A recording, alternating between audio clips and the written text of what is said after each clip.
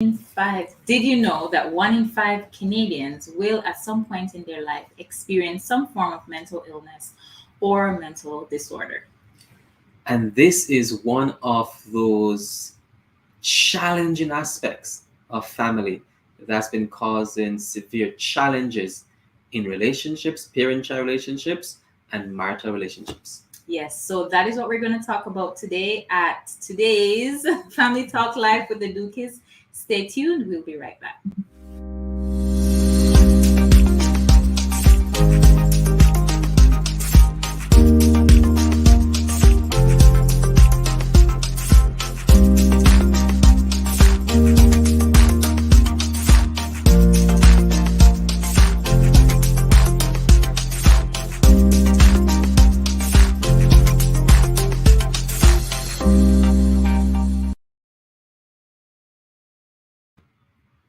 Hello, good afternoon, and welcome once again to another Family Talk Live with the Dukis. I am Sanya Duki. And I'm Courtney Dukey. And we are psychotherapists and also your Christian marriage and parenting coaches. And May is Mental Health Month. So we are going to spend the time to talk about mental health in Christian families. As we all know, no one is immune to experiencing mental challenges at some point in their life. Yeah. And so today we're going to be really spending some time as to how we can address this issue by recognizing the signs and symptoms and how they impact our family life. So for those who are joining us for the first time, we are the founders of Dukis Institute, and our desire is to be able to support you from a holistic perspective, mind, body, spirit, and relationally. And we believe that God wants every family to be healthy, whole, content, and happy, despite of the struggles that we face. So our desire is to support you through your marriage and your parenting and also rebuilding the family altar. And so today, no doubt, talking about mental health is no different from the other topics that we have talked about. It is just as relevant in the family life, if not one of the most relevant, because it's like one of, as I was saying earlier, it's one of those deadly things in families. Yes. It's the pink elephant. Yeah. In the room, purple elephant in the room that we don't talk about. It is also, as much as there has been significant awareness over the last, I want to say, 5 years or so. Yeah. I found out that it's still a taboo. Yes. Topic in the Christian community. Yeah. But not only Christian community, in many families. It's still a taboo topic where people are struggling with either depression or anxiety or pornography or substance use or anger issues, ADHD, different neurodevelopmental issues and mental health issues, anxiety challenges, and no one seems to be open. Well, not saying no one. A lot of people still find it difficult to be open to address these things. Yeah. And mental health challenges is one of those things in relationship. If we don't learn about it, learn to understand it, it can make relationships difficult. Yes. So if we're not aware of it, that it is something that possibly exists, we may be fighting the wrong battles. So today we're just going to cover a few points here with you. If you have any questions, please feel free to comment below. And we'll definitely love to come back and talk about it. So today we're going to really cover what is mental health or mental well-being, and how does that affect family life relationships? How does that play out? What are the signs and symptoms that we need to be aware of? And then, now that there are signs and symptoms of mental health, what can we do about it? Is there anything to do about it? So that is pretty much what we're going to be covering. If you're here with us live, please say hello. Let us know where you're joining from. We'd love to hear from you. So, Dr. Dukey, Does everyone have a mental health? Okay, I guess that question was what is mental health and what is mental well-being? Two questions in one. Mental well-being is when we find a balance Yeah. in our lives, right? When we're balanced emotionally or psychologically, we are tuned to Mhm. what you're feeling, and with that balance in balance in that emotional state. When we have balance in relationships, Mhm. balance in co-worker relationships, other interpersonal relationships with my partner or my children, the balance in that.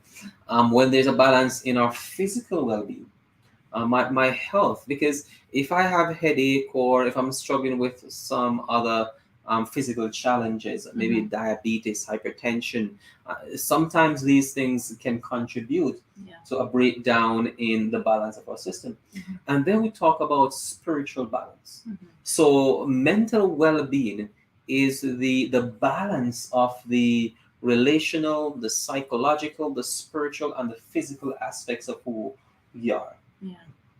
When it comes to mental health, I oftentimes see mental well-being and mental health as almost in the same category, Mhm. but almost if we're going to pull it out, Yeah. mental health has to do with a really optimum balance Mhm. of the mind. The mind. Yeah. But again, the mind has four components, which is the relationship, the spiritual, the psychological, and the emotional, Mhm. right? So when when we think about mental wellness, we're thinking about a balanced Mhm. lifestyle, Mhm. and a balanced lifestyle. We may probably get into that later on when we talk about some solutions, because there are some things that we need to do Yeah. to ensure that we have a balanced lifestyle. Yes. So pretty much, just like we have a physical health, we have social, relational health, Mm-hmm. and so forth. We have a spiritual life. We do have a mental health that we need to be aware of, and Yes. I love that we are paying attention to this month, because a lot of times, because we're not seeing it. At Mm-hmm. least not right away. I mean, you can see it in somebody's face when they're sad or when they're not doing well, but sometimes because it's not a broken leg or Ah. a broken rib or a Mm-hmm. heart attack or anything like that, we kind of undermined it and put it in a back burner because we can't see it, we can't literally measure it, but it is just as important Well, as if you got a broken leg. it is said, well, not said, what the researchers suggest is that approximately 60% Hmm. of those who go to their family physician for a checkup or for challenge they're going through, 60% of the concerns that goes to primary general practitioners Hmm. is connected to mental health. Hmm. Mental health challenges, should say, Yeah. or mental illness. Yeah. And it doesn't necessarily mean that it is a diagnosis that you're going to get, right? Hmm. Doesn't mean that you'll be diagnosed with depression or anxiety. It could be you're going through a period in your life Hmm. when there are some struggles, and what you need to do is to talk through it Yeah. and find some skills to cope with it. And Hmm. oftentimes people end up going to see their primary care physician. Nothing is wrong with that. But what we're hearing and seeing is that 60% of those who go to their primary care physician, Hmm. it's most likely something to do with mental health challenges Hmm. or mental strain or Trauma. stress or whatever word you want to use to describe it. Yeah. Yeah. And within the Christian community, I know that there are varying views as it relates to mental health. Some of these reasons I've heard. I remember when you did a survey, and you kind of asked, what is mental health? Why do people struggle with mental health? And some of the responses that we got was because we need to believe in God God. and trust Him, and because we're not doing that, we struggle because we're breaking His laws, all that stuff. What are your thoughts on that? Because I feel like we have to talk about it. Many people who struggle or within the Christian community who struggle with mental health concerns, sometimes they may feel like they're to be blamed because they're not trusting God God. enough. That's what, the indirect conversation that is, or maybe direct conversation, because, Mhm. you just need to pray and have faith. then you will be healed. Things like that. So, what are your thoughts on that as it relates to yeah, what are your thoughts on that? I know that's like probably a big topic and maybe just one evening to itself, but I feel like we need to talk about that. Yes, and that's why I used the phrase earlier when we just started. It is still a taboo. Yeah. And we have this perception within a great portion of the Christian church that Christians are not supposed to struggle with mental illness or mental health challenges, right? Yeah. Because if we are praying and we are doing the work of God, and then we are protected from these things, and we're not supposed to experience this. But what we're seeing is that because people are not paying attention to it, there's an increase in mental health challenges within churches. But also one of the stories I tend to pay attention to is the story of Elijah, where Elijah struggled with a depression for a period in his life. But and his depression came immediately after some high experiences. After he was on the mountaintop. There you go. So he was on the mountaintop, and he was threatened. Yes, we can. So fear came in. But here is Elijah coming off the mountaintop, and fear took over because he felt that his life was being threatened. And maybe we say, yeah, because he never trust. But the reality is we're seeing that here's a man who was close to God, but yet still fear took over.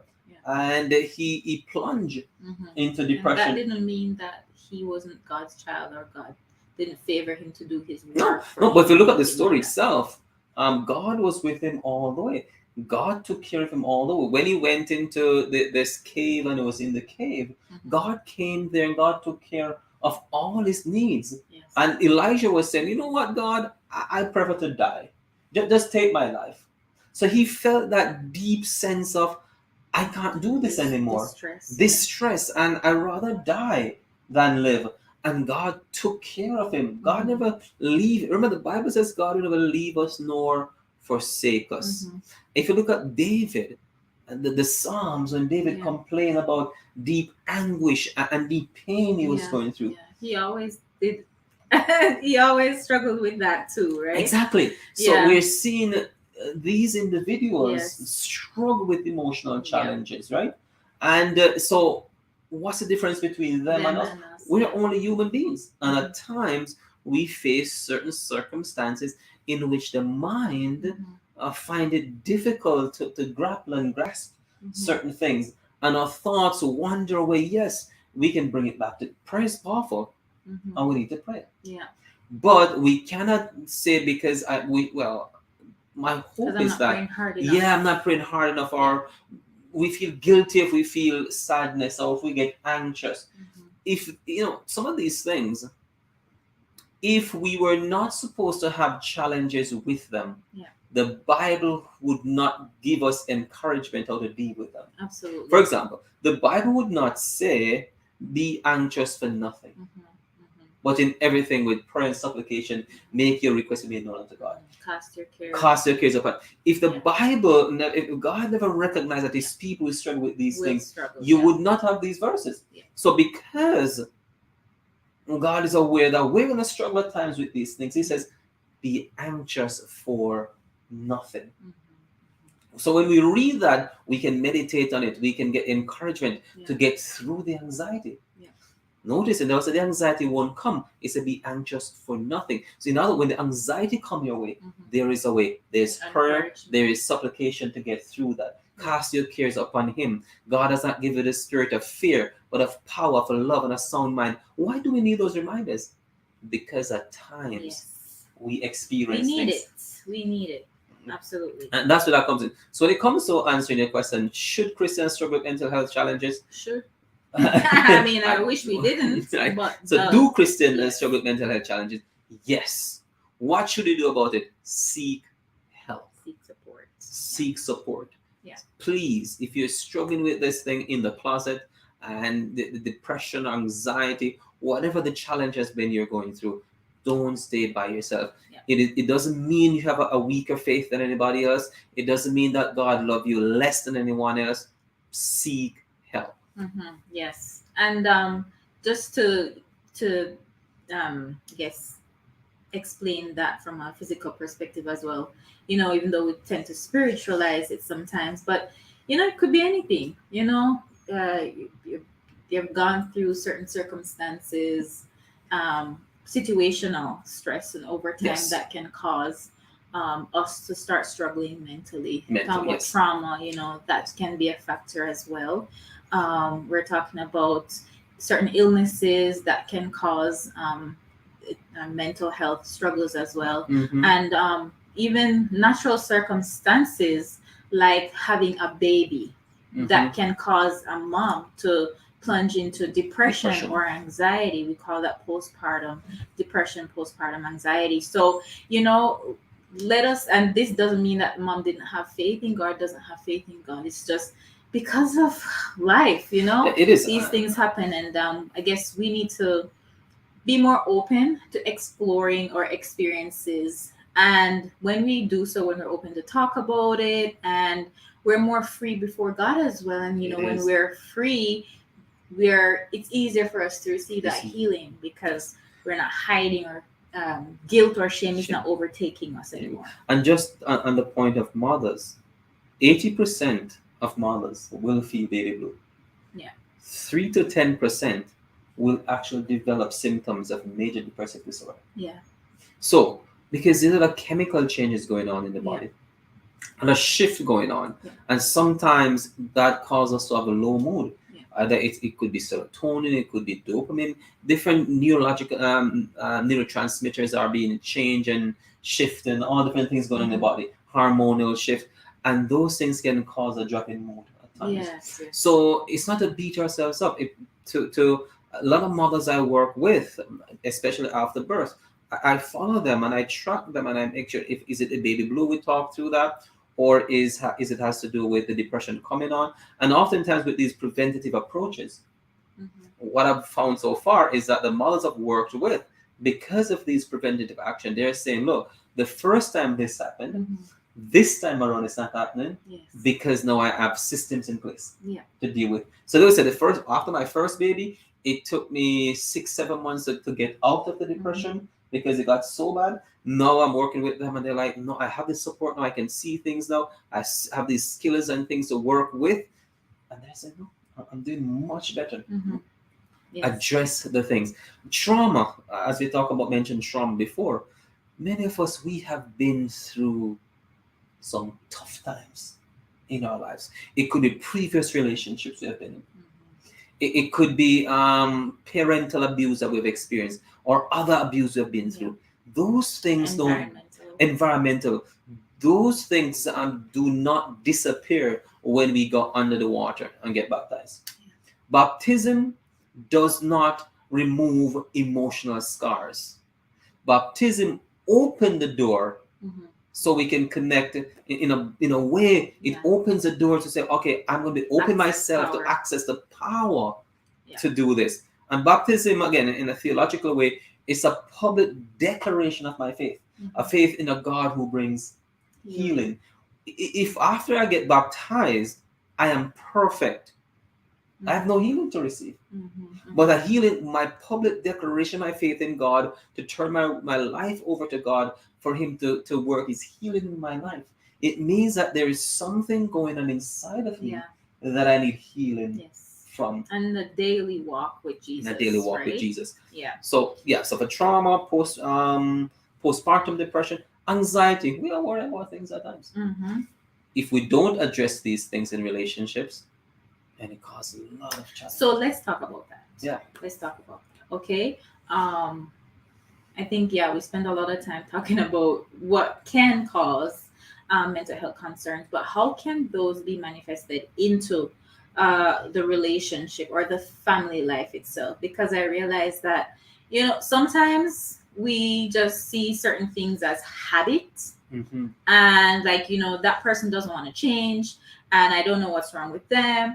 But when you take a deeper look, you realize no, like there is something else at bay here that we're not looking at. And that's why I really love the work that we do, because even though we support families from a biblical perspective, our biblical perspective also include that that your history and the physical and emotional healing that you need to go through, because that's Jesus healed. That's how he healed too. He didn't just preach a sermon and say, okay, there you go, you're gone.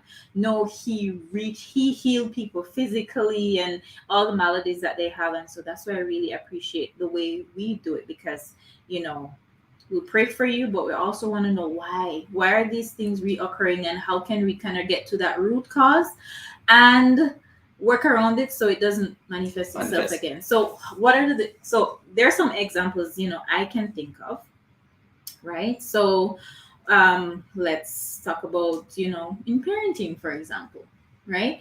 I think next time we could talk about specifically children, some things that we can see in children that comes off as behavior issues. But it's really that your child may be struggling from a mental and emotion perspective, right? So that is one example. Sometimes we find our children and our teens, they're more irritable, they're defiant, they're having tantrums, meltdowns, and all that stuff. And sometimes we see them as just being rude. And really, when you look at it, it's something totally different. They didn't wake up in the morning and say, I'm going to give my mom and dad a hard time today. They're actually struggling with something. What does that look like from a parenting perspective? You wake up in the morning and you're just irritable and not so patient, and you're wondering, okay, I decided last night that I was going to be patient tomorrow with my children, but then today when you wake up, you realize you're struggling, right? And you're feeling sad and low, and you're home with the children and feeling, all the feels, yeah. right? Those are indicators that, how long has this been going on? And why is this happening? Why am I triggered? And is this the kids? Or is it maybe something that I need to address? What does this look like in a marriage? Well, I guess in marriage, if we observe a partner, and that partner is more withdrawn, they seem to be sad. They don't seem to have pleasure in things they used to have pleasure anymore. They seem to lack motivation, lack some focus, and when they're not moving, they prefer to sit down and do nothing, and to stay under the blanket for a period of time.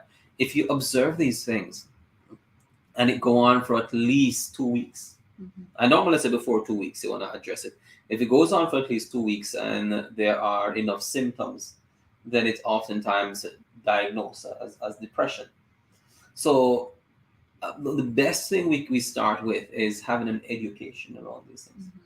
Know it, and if you don't know, get the answer from people who do know. Right? So if we can identify symptoms of depression, like we just talked about, right? Or we identify symptoms of anxiety. Generalized anxiety disorder has to do with a constant worrying all the time, apprehension about everything, most things, and you can't sleep, and you're losing sleep at night, and that's consistently going on. Then maybe we need to check into generalized anxiety disorder. We're thinking about children. And again, you asked specifically about the relationship. So if we see the husband or the wife demonstrating any of these things, right, then we might be able to define this and see the symptoms. And once we can define it and see the symptoms that we're looking at, then both partners need to know this thing. Have a conversation. What is this? Do we need professional help with it? Once we establish either official or an unofficial diagnosis of a mental disorder, then this thing becomes a perpetual, we refer to it as a perpetual problem in the marriage, right? Perpetual problems, as it suggests, is perpetual. You're not looking to solve it for the person or to fix the person. You're looking to have a constant dialogue about it, to be supportive. So oftentimes, if someone struggles with depression or anxiety or some other mental health challenges in the relationship, it could be pornography, to put that out there. It could be substance use. We're not there to fix them. And each of these disorders that I'm mentioning is a different way to go about it. And it's, as I said, it's a perpetual problem. We need a dialogue, an understanding. Sometimes because I don't struggle with these things. I don't say I don't struggle with depression or anxiety or anything, because I don't struggle with these things. I oftentimes find that maybe I am probably lack of empathy towards the other person. And because I can't understand why you struggle with that. I can't get that into my mind. And then that causes more problem. Yes. We need to develop empathy. And in our program, we talk a lot about empathetic communication. Yes. And dealing with these challenges. So if you see symptoms, we can't cover everything today, but if you see symptoms, we're going to identify those symptoms. What are those symptoms indicating? Yeah, what are the signs and symptoms? And if we can highlight it, this is what it is, then we need to sort of work together, not against each other within the relationship, and recognize it's a perpetual problem that we develop a system around to address it. So how can we go about, as we're wrapping up now, guys, we want to hear from you. Do you have any questions? Please take the time to type your questions there. We're watching, right? We are? Yes. Let us know if you have any questions about this, and we'll be more than happy to answer right now. But let's say someone is listening and they're saying, wow, okay, some of the things that they mentioned, I've seen those. Wow, I had no idea that was possibly a mental health or emotional health concern. I didn't even see that way. So what do I do now? What if my husband or my wife, they will deny it? They'll say, no, I don't have that issue, and why are you saying that? How can they begin to open up that dialogue, and in a way where it doesn't push the other person away or shame them, or cause conflict, all that stuff? How can they go about starting the conversation in a healthy way? One of the things that I often mention to couples is our subjective experience is going to be the primary place to start. I want to say subjective experience. I don't need to tell you to change.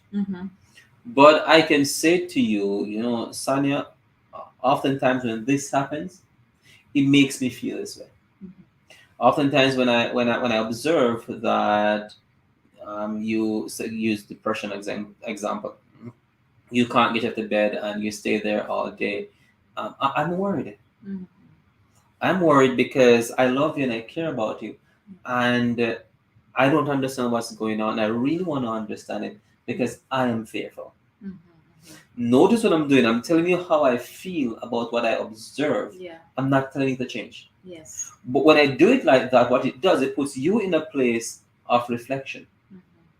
Because if we're in the relationship, the reflection is going to go something like this potentially.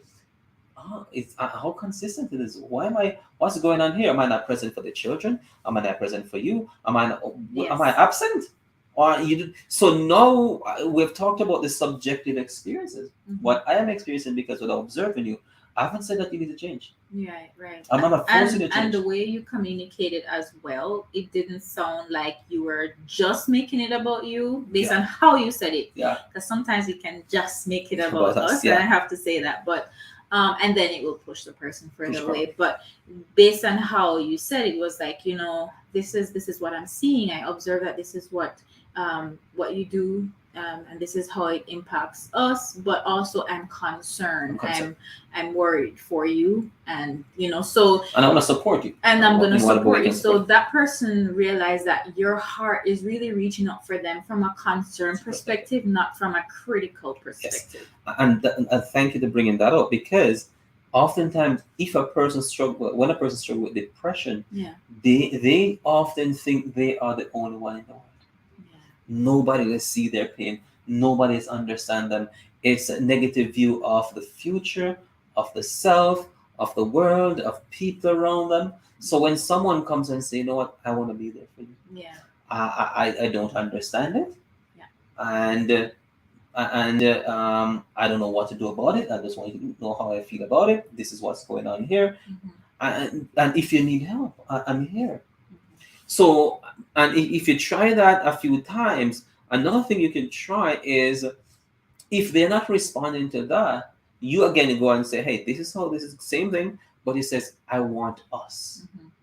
I want us to go and search for help. Yeah. And this is a good way, especially for those individuals who think nothing is wrong, I'm not going to do anything. You says, let us go and do this. Because now it's not just the other person is going to seek help, Yeah. it's both parties are Yeah. going to seek help. And sometimes we can start by saying, let's talk to our family physician about this. And oftentimes, if you talk to your family physician about it, the family physician observe this, the family physician would oftentimes put a referral in to go and Yes. talk to someone. Yeah.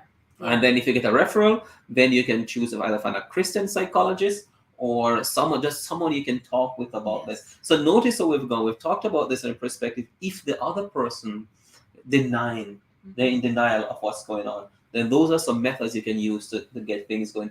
Don't non-judgmental. Don't judge them. Don't condemn. When a person, it's real, guys. Yeah. It's the feeling of anxiety and depression, especially those two. It's real. It's a real struggle. Seek to develop some empathy. I know you might be saying, I've been dealing with this, my husband or my wife for so long, I'm just tired. You're going to be tired if you have not done anything about it. Yeah. Perpetual problem, not fixing it. What do we do to get through it together? Yeah. And remember, if you guys had a broken limb, you would do whatever it takes to go to the doctor. Go to the doctor, yes. And I want you to treat it the same way. Go to get the support that you need, make the investment that you need, because God wants us to be well. He wants us to be in good health. He wants us to experience a content and a balanced life in Him. And He has also provided resources around us to make that possible. Yes. In whatever capacity that you like, that you would need that support. So we encourage you to carefully, consider and reflect on what we shared today. And if this is something that does exist for you, we're just encouraging you seek that support that is necessary. Yes. You can, as mentioned before, you go to your family doctor, could be your first place, first space. And then, or your local community mental health service, or if you know of a psychotherapist or psychologist, Christian, there are lots of Christian psychologists and psychotherapists. Yes. If you look for them, if you ask for that type of support, they will be more than happy to be able to do that. Get that support that you need. The other thing I want to say, if you are part of a church community and you think more education is needed, we are open to come into church and speak. So if you're part of a church community and you really want to have mental health become a topic of discussion in your church, if you invite us, we can come and start a discussion. So it can be open up in the church so people can seek help. I remember, I think it was Rick Warren. He's a pastor of one of those mega churches in the US. And I think it was his son that suicide. And I think watching an interview, and he said that I never really paid much attention to mental health in my sermons until that experience.